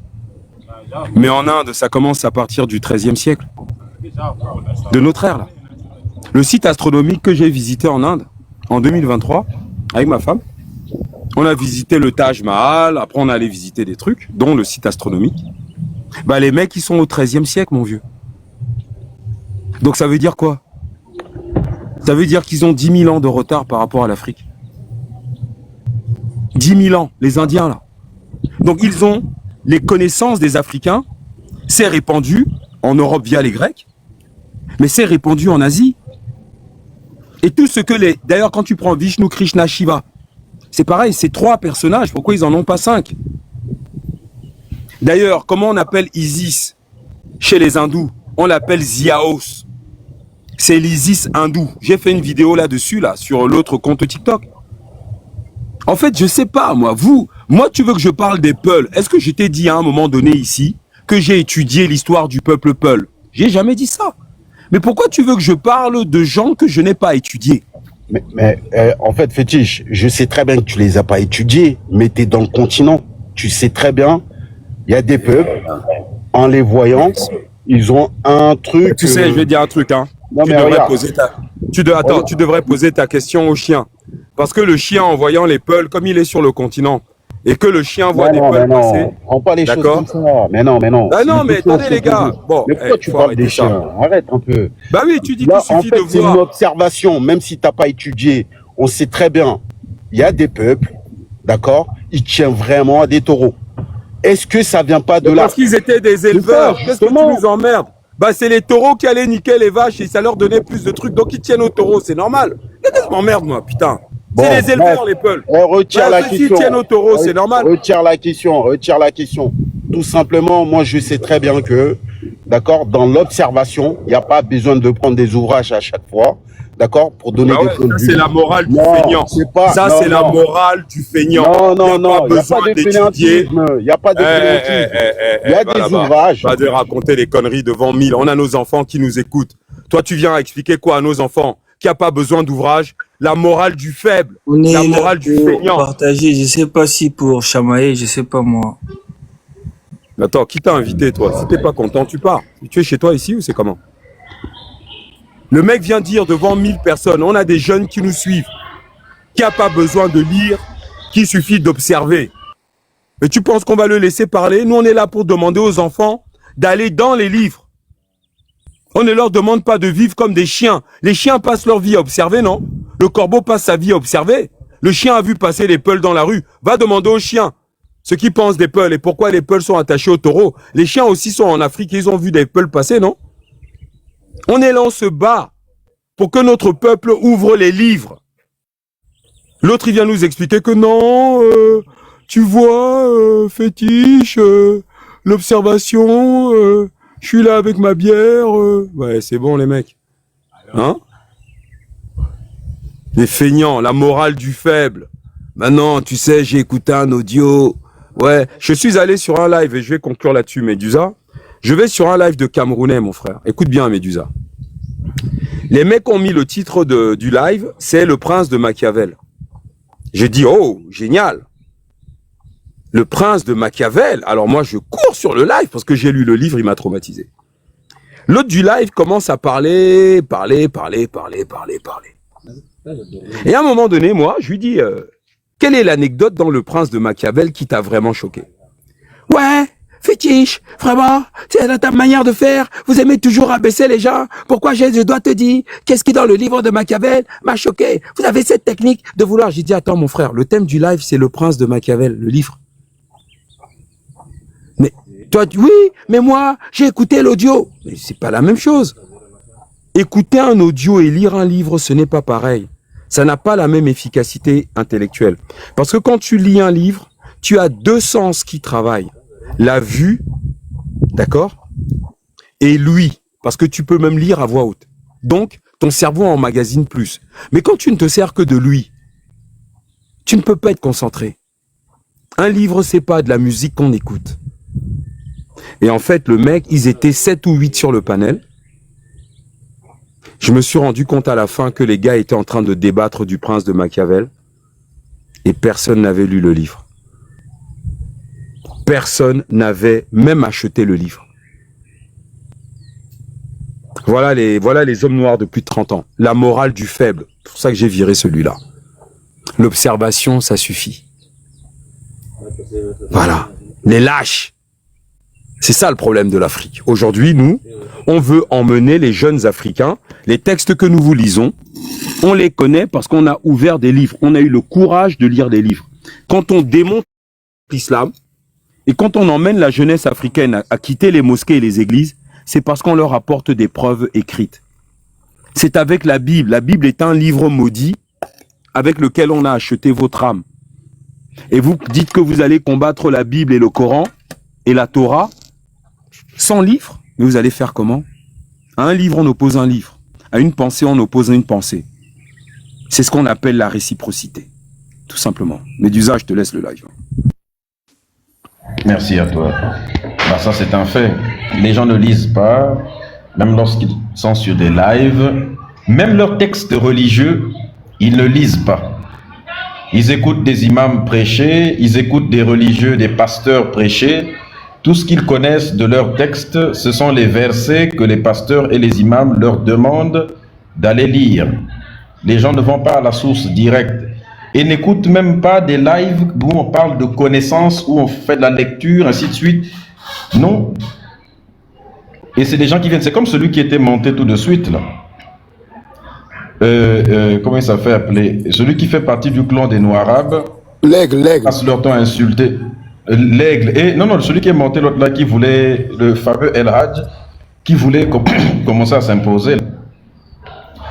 Donc, le mieux c'est qu'il monte. Il y a de la marchandise, je crois. Il y a de la chair là, surtout à côté de toi. Ah, ok. C'est qui ça? Elle, hein? Elle Botti, c'est ça? Ou bien Genox là? Bon, qui n'est pas d'accord avec nous? S'il vous plaît, bonjour. J'ai une question. Oui. Donc là, on est sur un panel de Kémite. J'aimerais juste poser une question. Les pyramides, est-ce qu'on a des preuves comme quoi les gens les ont construites? Apparemment, les Africains étaient là-bas, donc vous avez toujours été là-bas. Donc, est-ce que vous savez qui les a construites ou c'est apparu comme ça par hasard quelqu'un d'autre? Est-ce que tu peux me donner un exemple d'une construction, d'une architecture sur Terre non naturelle qui a été faite par des êtres humains? Ouais, comme ça, de tête, je saurais pas te dire. Mais si ce n'est pas les êtres humains qui ont construit les pyramides, qui les a construits? Bah justement, c'est la question que je me pose. J'aimerais savoir. Mais pourquoi tu te poses cette question alors que... À la question. Mais pourquoi tu te poses cette question quand tu vois les pyramides, pour toi, tu te dis qui d'autre peut les construire à part les humains? Bah, je sais pas du tout. Tu as peur de dire les extraterrestres, c'est ça? Non, quand même pas. Tu fais partie de la team Tu fais partie de la team de ceux qui pensent que les extraterrestres ont construit les pyramides. Les Anunnaki. Moi, si j'ai plus de renseignements de votre part, ça serait bien, mais si vous ne le savez pas, moi que vous ne savez pas, c'est tout. Hein. Les pyramides ont été construites par des Noirs, par nos ancêtres noirs africains. Ce sont des tombes que tu vois là. Ce sont des sépultures de nos ancêtres. Et on sait comment qu'ils ont été construits un petit peu, parce qu'on a beaucoup de renseignements sur les textes des pyramides. Ils ont laissé beaucoup il y a beaucoup de papyrus, beaucoup de textes qui expliquent, qui montrent les outils avec lesquels ils les construisaient, comment ils soulevaient des blocs de cailloux. Ils ont expliqué en détail. Les blocs de béton, justement, les blocs de cailloux, ils ont été acheminés comment dans ce cas-là? Il faut faire de l'égyptologie. Certains égyptologues te l'expliquent, mais c'est la preuve que nos ancêtres avaient beaucoup de connaissances. Les gens ont l'habitude de penser que les ancêtres étaient bêtes à l'époque et que nous, aujourd'hui, on serait plus intelligents, ce qui est strictement faux. Il y avait plusieurs connaissances qu'ils avaient, et il y a même des connaissances qu'ils avaient que nous n'avons pas, nous ne possédons pas aujourd'hui. Pourquoi? Parce que ceux qui sont allés... Toutes ces connaissances-là, est-ce que c'est possible un jour d'avoir accès à ces connaissances perdues, justement? Mais la physique, les immeubles que l'on construit aujourd'hui, les immeubles que l'on bâtit aujourd'hui, c'est avec quoi? C'est avec cette connaissance. C'est avec ils utilisaient quelle connaissance? Les mathématiques, la géométrie, la physique qu'ils utilisaient. Sans cette physique, sans ces géométries, sans ces mathématiques, sans cette algèbre, on n'aurait pas des immeubles que nous avons aujourd'hui. Les immeubles sont les héritiers des pyramides et des grands temples de l'époque. Oh, Médusa, s'il veut, je peux me mettre sur l'écran pour lui montrer les preuves. Attendez. Oui, bonjour à tous. Si Médusa peut me permettre de répondre à Génox, enfin en tout cas apporter un peu... Alors, Génox, je dirais on va dire la théorie la plus probable qui concerne les constructions des pyramides, c'est que ce ne sont pas des pierres taillées, c'est de la pierre moulée. D'accord? C'est de la pierre moulée, c'est-à-dire que des blocs aussi monumentaux ne sont pas transportables. D'accord? Par contre... Mais ils avaient aussi des systèmes de poulies. Oui, voilà. Ils avaient aussi des systèmes avec des roues pour transporter aussi des blocs. Parce qu'on voyait aussi parfois certains blocs dans certaines carrières, puisqu'on a retrouvé des carrières où on a taillé, où on a découpé certains blocs de cailloux. Hein. Ils ont été découpés dans des... Comment on appelle ça? Dans des carrières. On a retrouvé des carrières où ces blocs ont été coupés, ont été transportés. Ils avaient des systèmes. C'est eux qui ont inventé ces éléments-là. Il y avait des gros chariots où on charriait des cailloux. Ils avaient beaucoup de techniques pour déplacer des blocs de cailloux aussi. Hein. Et les mecs, ils étaient... En même temps, c'est des Noirs. Ils sont forts. Regardez les Noirs d'aujourd'hui. Vous pensez que on peut comprendre que des peuples, des autres peuples, nous, on a une force musculaire en plus de l'intelligence que l'on avait. On avait des systèmes de poulies. Vous connaissez les poulies, là, en physique, pour soulever des blocs de cailloux. Des systèmes hydrauliques pour soulever ça. Voilà, c'est ça, j'allais dire. Ils avaient aussi des systèmes hydrauliques. Bonjour à tous. Si ne parlez pas tous au même moment, s'il vous plaît. Par rapport à ça. D'accord. Non, attends. Parlez pas tous au même moment. Laisse répondre avant, s'il te plaît, merci. Et donc je disais que Cetro était en train de montrer quelque chose à l'écran. Ah oui. Ben ok, on va laisser voir s'il a de la documentation. Ah, il bug malheureusement. Il dit tu bugs. Les équations à... Alors là. Il dit ton réseau est très mauvais, c'est de te déplacer. Égyptienne. Bon, oui, et je vais vous montrer l'écriture de ces gens, ou même votre écriture, monsieur. Oui, Gaïta, Genox, regardez l'écriture là. Ah, il bug.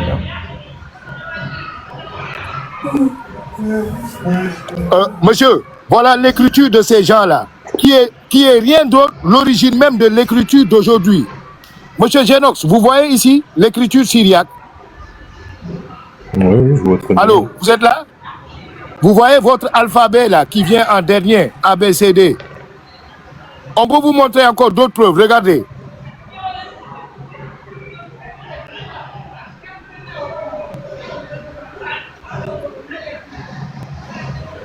Là, ce sont les Arabes qui copient l'écriture des Noirs.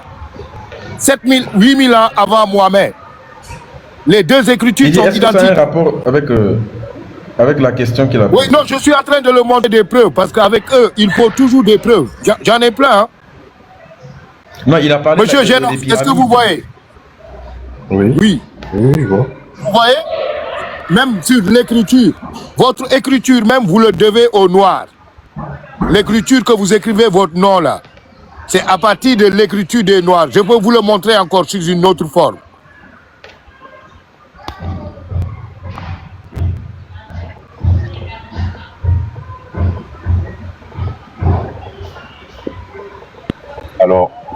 Alors, donc, oui, vas-y. Donc, Genox, les pyramides, donc pour résumer, les pyramides ont été conçues en Afrique, bâties par des Africains, des Noirs. Et il n'y a pas que les pyramides, parce que les gens parlent uniquement des pyramides, mais il y a aussi des temples. Les temples avec des, comment on appelle, des poutres. C'est là-bas que les Européens ont appris à faire des poutres. N'est-ce pas, les colonnes. Vous voyez des temples d'une beauté incroyable. Avec des toits, avec des sections en étage même. Ça a été conçu en Afrique. Ça a été bâti en Afrique. Est-ce que tu vois? Par des Africains.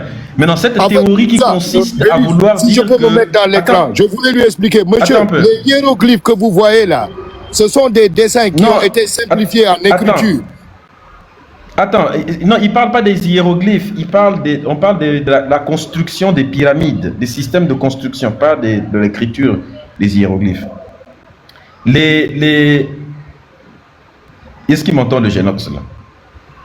Mais tu bugs beaucoup aussi, il dit. Ah, qui faisait le bruit là? C'est le Genox en question, c'est dingue en fait. Cette théorie qui consiste à dire que ce sont des extraterrestres, elle a été formulée par des Blancs, toujours dans la suite de la négation des apports des Noirs. Ils préfèrent partir dans d'autres galaxies pour aller chercher les inventeurs des pyramides, les constructeurs des pyramides, que ce seraient des extraterrestres, plutôt que d'accepter que des Noirs avaient une connaissance ultra avancée, mieux que la leur. Et ils partent dire que c'est des Blancs, c'est des extraterrestres qui ont inventé. Mais ce sont des bêtises, ce genre de choses. C'est Imhotep, un véritable génie sur qui tout le monde a plagié. Imhotep. Médusa, bonjour. J'ai la réponse à apporter à ces sauvegardes. Ah oui, comment tu vas, sauvegarde? Je vais bien. Je vais juste conseiller. Je vais lui montrer. Je mets ça en vidéo.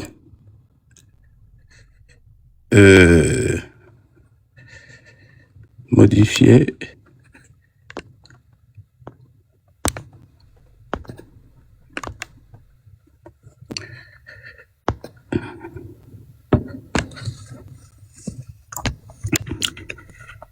Voilà. Monsieur qui avait posé la question. Achetez ce livre-là, La géométrie égyptienne. Contribution de l'Afrique antique à la mathématique mondiale. Bon, l'endroit où je suis, je suis pas à la maison, je pourrais pas l'ouvrir et vous le montrer.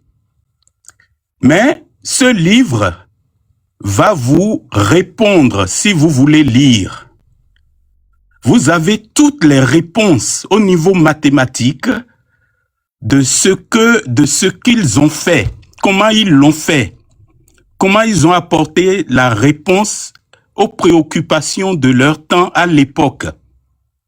Ça, c'est la première chose que je vais vous conseiller de lire.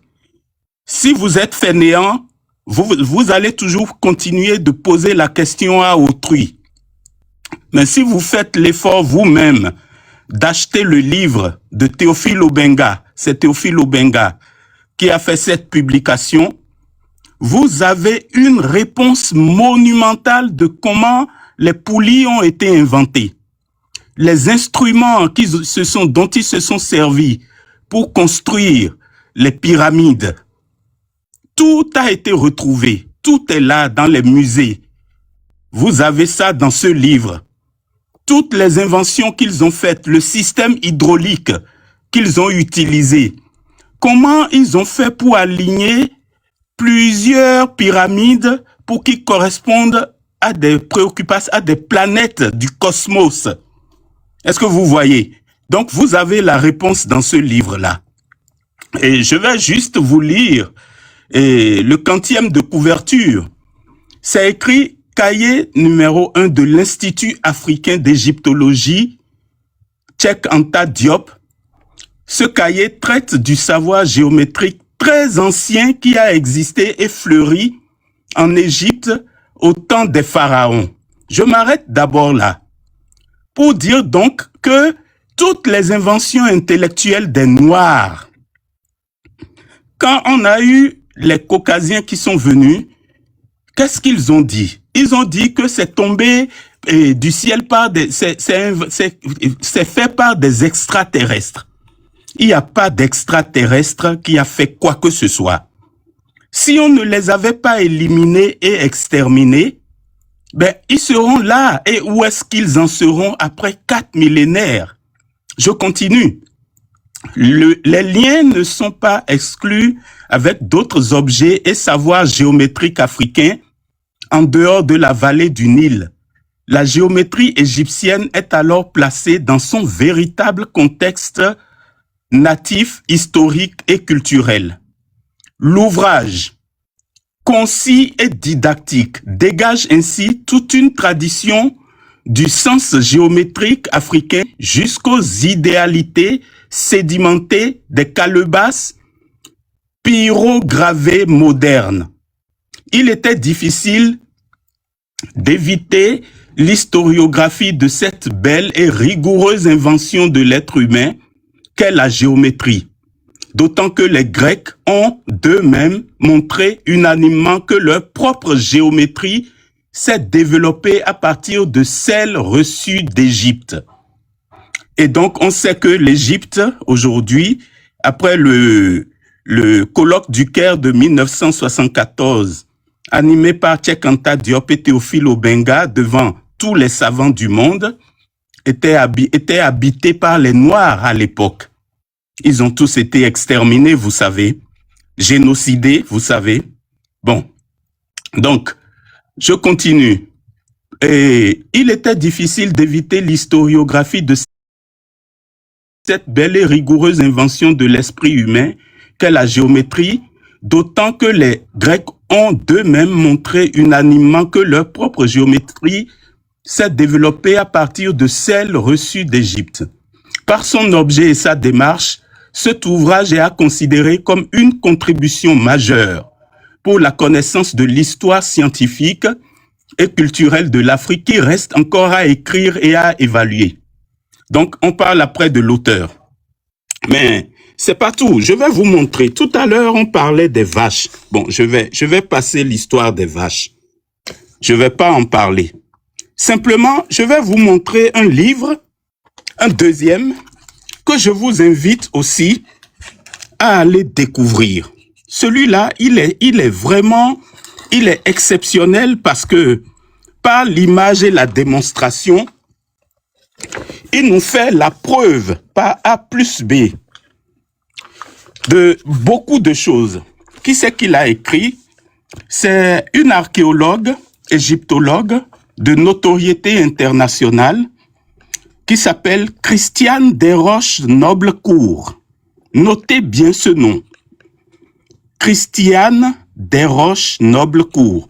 Quand on parle souvent des égyptologues, et franchement, il y en a qui ont fait l'exception de par leur honnêteté intellectuelle. Cette dame en fait partie. Alors, les images que je vais vous montrer ici sont exceptionnelles parce qu'elle les a recueillies elle-même sur place. Quand on parle de l'Afrique, on ne saurait déjà parler de l'Afrique sans parler du Nil. Le Nil qui est ce fleuve qui a permis les plus grandes inventions, les plus grandes découvertes, les plus grandes inventions. Donc, le Nil, vous l'avez là. Et quand vous parlez de religion, de pyramide, quand vous parlez de, comment dire, de construction et, comment dire, et quand vous parlez des grands édifices que vous retrouvez aujourd'hui en Europe, mais c'est pas en Europe leur source, hein. Vous savez, on a été les copier quelque part. Et ce quelque part-là, en voici déjà une fois la preuve. Vous voyez, quand vous dites que des gens sont descendus de je ne sais où pour les montrer, pour les édifier, c'était pas ça du tout. On a la preuve dans ce livre, hein, que je vous montre.